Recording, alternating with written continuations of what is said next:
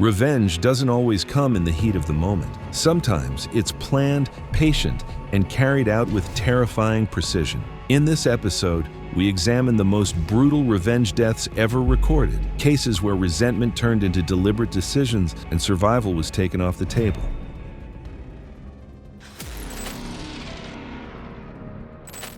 It was October 14, 2016, at a remote public campground within a national forest in northern Idaho, roughly 3 hours from Spokane. The low-elevation site was surrounded by mixed pine and hardwood trees, with posted bear warnings and limited cell service that dropped completely beyond the access road. Michael Mike Biddlesbash, 32, had come to the campground with his twin brother, Bruce Biddlesbash, 32, for what Bruce described as a short weekend trip to settle family matters. The brothers had been estranged for months following the death of their father and a bitter dispute over the estate. Mike believed the inheritance had been divided unfairly. Bruce believed Mike had manipulated their father during the final years. Neither accusation had been resolved. They arrived in the early afternoon and set up camp near the tree line. Mike drank steadily as the evening approached, consuming several beers and a bottle of liquor he had brought with him. Bruce remained sober. As night fell, the conversation turned into an argument that escalated quickly.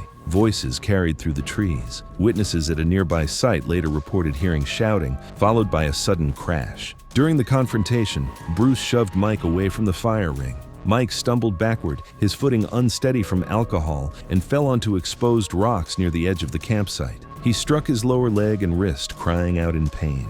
Bruce did not call for help. Instead, he watched as Mike struggled to stand and failed. His ankle was visibly swollen, and he could not bear weight. Mike attempted to calm himself and asked Bruce for assistance. Bruce did not respond. He gathered his belongings slowly, methodically, while Mike remained seated on the ground. Before leaving, Bruce removed the car keys from the shared pack, took Mike's phone under the pretense of checking the battery, and kept it. He also removed the bear spray and headlamp from the campsite and extinguished the fire. Food was left unsecured. The tent flap remained partially open. Bruce drove away just after sunset. Mike was left alone, injured and intoxicated, with no light, no phone, and no way to leave the area. Overnight temperatures dropped steadily. Alcohol impaired his ability to regulate body heat and dulled his awareness as the cold set in.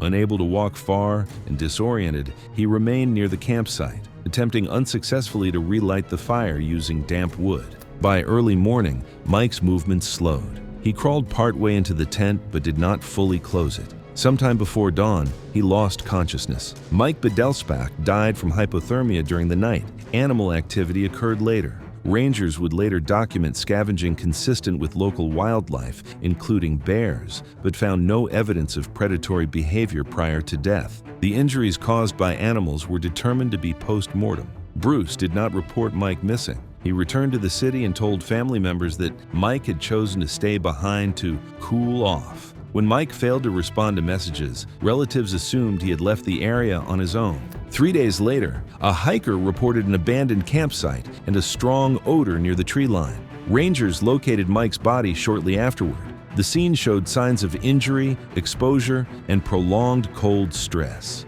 Toxicology confirmed significant alcohol intoxication. Medical examiners ruled the cause of death as hypothermia, with contributing factors including alcohol impairment and physical injury preventing self-rescue.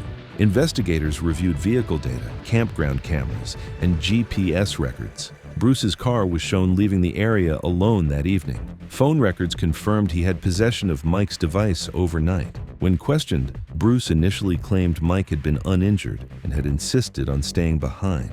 Confronted with forensic evidence and witness statements from nearby campers who heard the altercation, Bruce admitted to pushing his brother during the argument and leaving him behind. He acknowledged that Mike was drunk, injured, and unable to leave on his own. Prosecutors concluded Bruce Biddlesbash had intentionally abandoned his brother in conditions he knew were dangerous after causing the injury that made escape impossible. The death was ruled deliberate and foreseeable. Bruce Biddlesbash was charged with second-degree murder. In 2018, he was convicted and sentenced to 22 years to life in state prison.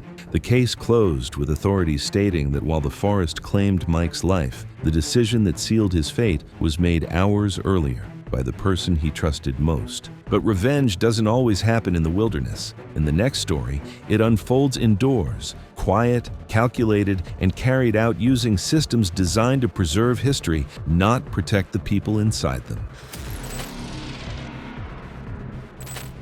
It was March 12, 2017, in downtown Des Moines, Iowa, where an unseasonably warm spring afternoon had drawn visitors into the museum district before closing hours. By evening, the building was sealed to the public, its galleries quiet except for a private after-hours donor event. Lights remained on in restricted wings, security staffing was reduced under internal policy, and access was limited to invited guests moving through controlled interior spaces designed for artifact preservation rather than prolonged human presence. The senior curator overseeing the event was Blake Peters, 42, a collections manager who had worked at the museum for more than 20 years. Known internally as meticulous and reserved, Peters had built his career around archival research and provenance verification. The guest receiving exclusive access that night was John Thompson, 61, a wealthy financier and primary donor whose family foundation provided a significant portion of the museum's annual funding. Thompson's name appeared on plaques throughout the building, associated publicly with cultural preservation and historical stewardship. Months earlier, Peters had uncovered archival records while cataloging a newly acquired collection. The documents detailed wartime seizures of cultural property in Europe, including the destruction of a small regional archive during the 1940s. Among the confiscated materials listed were items belonging to Peters's grandparents, whose family collection disappeared during the occupation and was never recovered. Financial records traced several seized items through intermediaries before they entered private collections connected to the Thompson family. Peters submitted the findings internally, expecting a formal review. Instead, legal counsel advised silence. The artifacts were deemed too entangled with donor relations to pursue publicly. Peters was instructed to halt further research and archive the records without disclosure. Thompson's reputation remained untouched, and upcoming acquisitions funded by his foundation moved forward as planned. That afternoon, Peters finalized preparations for a private viewing. One fragile artifact had been staged inside an archival vault beneath the main galleries, a sealed room equipped with an inert gas fire suppression system designed to protect artifacts without water damage. The vault was never intended for human occupancy beyond brief inspections. Entry required senior authorization, and the door locked automatically once closed. During the event, Peters escorted Thompson to the vault under the pretense of an exclusive examination. Access logs later showed Peters had authorized the entry alone, bypassing the standard two-person requirement under a donor exemption. Once inside, the heavy steel door sealed behind them, and the fire suppression system was deliberately triggered. Peters stepped back into the corridor, leaving Thompson alone inside the chamber. Within seconds, oxygen levels dropped below survivable thresholds as inert gas rapidly displaced breathable air. Thompson would have experienced shortness of breath, dizziness, and confusion as oxygen levels continued to drop. The vault's emergency release system had been intentionally disabled, and mobile signals could not penetrate the reinforced walls. Surveillance cameras did not monitor interior vault conditions. Outside, Peters followed institutional procedure. He logged the viewing time and delayed initiating a check-in, citing standard inspection duration. When junior staff questioned the delay, they deferred to protocol. No alarm sounded, the fire suppression system having been placed in manual override earlier that afternoon. No forced entry was authorized. Inside the vault, Thompson collapsed before reaching the door. By the time staff escalated the delay and initiated emergency override procedures, more than 20 minutes had passed. The vault was breached, and emergency responders arrived shortly after. Resuscitation efforts failed. The medical examiner later ruled the cause of death as hypoxic asphyxiation, caused by inert gas displacement from the fire suppression system. No external injuries were present. Toxicology reports were negative. The environment itself had been lethal. Investigators reviewed access logs, environmental controls, and internal communications. Digital records confirmed Peters had remained on site during the entire interval and took no action to intervene. Prosecutors concluded the death resulted from intentional misuse of a hazardous preservation space, carried out under the appearance of routine institutional procedure. Blake Peters was charged with first-degree murder. In 2019, he was convicted and sentenced to life in prison without the possibility of parole. The museum permanently revised its archival access policies, installed occupancy sensors in sealed vaults, and eliminated donor-exclusive access to restricted areas. The next case shifts environments entirely, away from sealed rooms and into open water, where control disappears the moment something goes wrong.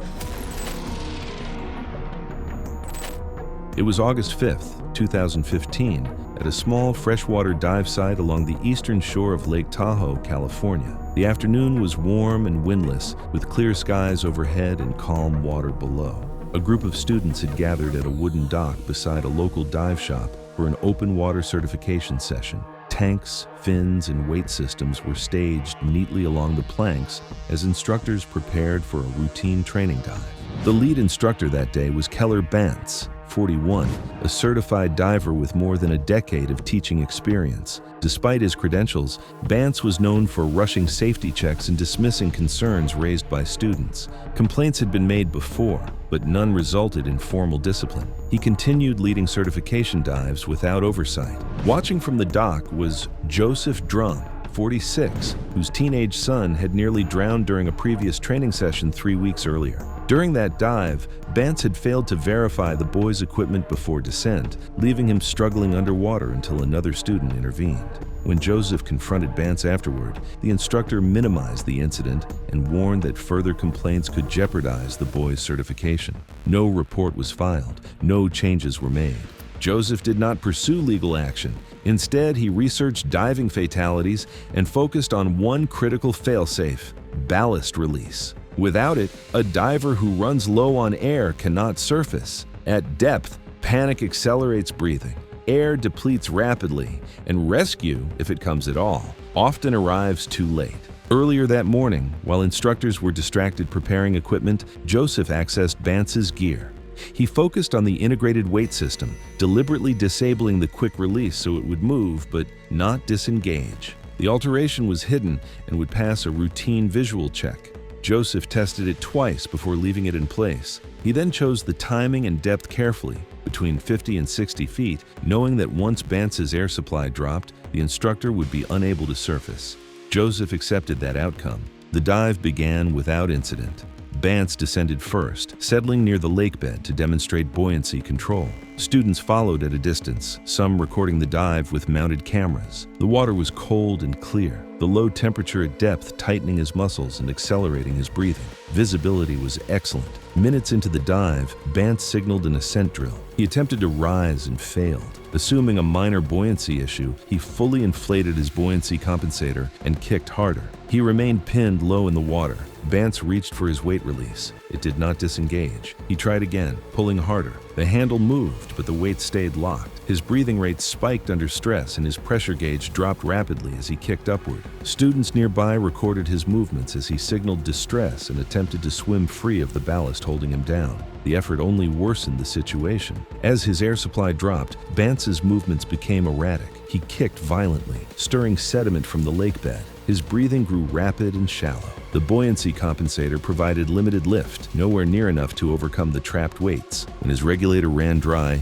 Bantz attempted one final ascent. He rose briefly, then sank back toward the bottom. By the time additional instructors reached him, he was motionless. Bantz was brought to the surface and pulled onto the dock, where emergency responders initiated resuscitation. It failed. The medical examiner later ruled the cause of death as asphyxiation due to drowning, with contributing factors including exhaustion and inability to establish positive buoyancy. Examination of the equipment revealed deliberate obstruction of the weight release mechanism. Investigators reviewed dive footage, dock surveillance, and access logs, identifying Joseph Drum as the only person who had handled Bantz's equipment prior to the dive. When first questioned, Drum denied any involvement and claimed he had never touched the weight system. Confronted with video evidence and forensic examination showing deliberate obstruction of the release mechanism, Drum later admitted disabling the weights. He acknowledged understanding the consequences and stated that Bantz's death was the result of his own negligence. Prosecutors concluded Drum had intentionally created a lethal underwater condition. He was charged with second-degree murder and, in 2017, convicted and sentenced to 25 years to life in state prison. The dive shop suspended certification training and revised its safety protocols. Brace yourself for the most savage acts of vengeance ever caught on record. Subscribe now if you want to witness revenge so brutal it'll leave you speechless. It was December 30th, 2016, in New Orleans, Louisiana, as the city slipped into the final nights before New Year's Eve. Music spilled from venues across the Arts District, and one compact nightclub was operating well beyond its intended limits. The building was old, retrofitted piecemeal over decades, with narrow corridors, minimal ventilation, and interior modifications made to prioritize atmosphere over safety. The promoter overseeing the event was Zadie Klump, 38, a fixture in the local music scene known for packing popular acts into undersized spaces. Publicly, she was all efficiency and confidence. Privately, she maintained close, often blurred personal relationships with the people who worked for her, keeping loyalty through promises she rarely intended to keep. That night's event was sold out, with staff instructed to keep auxiliary rooms closed to the public to preserve the main floor's flow. One of those rooms was a small backstage office Zadie regularly used during shows, a converted storage space with foam-lined walls, a single inward opening door, and no exterior ventilation. It was never intended for prolonged occupancy, but it had become her habitual retreat during performances. 3 months earlier, Brandon Cabello, 29, had worked sound for the same venue. His relationship with Zadie had extended beyond work, built on late nights, private reassurances, and repeated promises that he had a future with her and the business. When he began raising concerns about blocked exits, overloaded circuits, and flammable materials, her tone changed. She dismissed him as unstable, cut him off professionally, and quietly ensured he would not be hired elsewhere. Brandon's career and the relationship he believed in ended almost overnight. He did not report her. Instead, Brandon studied the building. He learned how smoke behaved inside older clubs, how quickly foam-lined rooms filled with toxic gases, and how long it took before anyone recognized a problem beyond the stage lights. He focused on the backstage office Zadie used every show, the one place she would be alone while the crowd remained distracted. Earlier that afternoon, Brandon accessed the building under the pretense of retrieving old equipment. He placed additional storage cases against the backstage office door, reducing its swing and partially obstructing the exit. Inside the room, he concealed a timed electrical heat source near the foam-lined wall, designed to activate later and produce thick toxic smoke without drawing attention beforehand. The setup would not draw immediate attention from the main floor. He left the building before doors opened. As the headlining act began their set, the club filled with sound and movement. Zadie retreated to the backstage office as she often did, closing the door behind her to escape the noise. From inside, the music became a dull vibration. Moments later, the concealed ignition began to burn. The foam-lined walls produced dense black smoke almost immediately. The confined space trapped heat and toxic fumes, filling the room from the ceiling down. Zadie coughed and moved toward the door, but the added obstruction made it difficult to open fully. Smoke stung her eyes and burned her throat as she struggled to breathe. The club outside continued uninterrupted. Within minutes, the air inside the office became unbreathable. The burning foam released chemical-laden smoke that rapidly deprived her body of oxygen. Zadie collapsed near the door, disoriented and gasping, unable to clear the space before losing consciousness. It was only when smoke began seeping into a service hallway that staff realized something was wrong. By the time the door was forced open, the office was filled with thick smoke and extreme heat. Emergency responders arrived shortly after and pronounced Zadie dead at the scene. The medical examiner ruled the cause as acute smoke inhalation from toxic combustion byproducts. Investigators determined the ignition had been deliberate. Surveillance footage and access records identified Brandon Cabello, who initially denied involvement and claimed he had been retrieving equipment earlier that day. Months later, confronted with mounting forensic evidence and access logs, Brandon admitted to setting the fire and acknowledged that he knew the office's conditions made survival unlikely. Prosecutors concluded the act was targeted and intentional. Brandon Cabello was charged with second-degree murder and, in 2018, was convicted and sentenced to 25 years to life in state prison. The nightclub was permanently closed following the investigation. The next story doesn't rely on fire or confinement, just a split-second decision made behind the wheel. It was July 19, 2016, and the high desert west toward Kingman baked under a blazing afternoon sun. Interstate 40 shimmered with heat waves as traffic moved steadily across the open stretch. The temperature had climbed to 98 degrees, and most drivers kept their windows up, relying on air conditioning to battle the heat.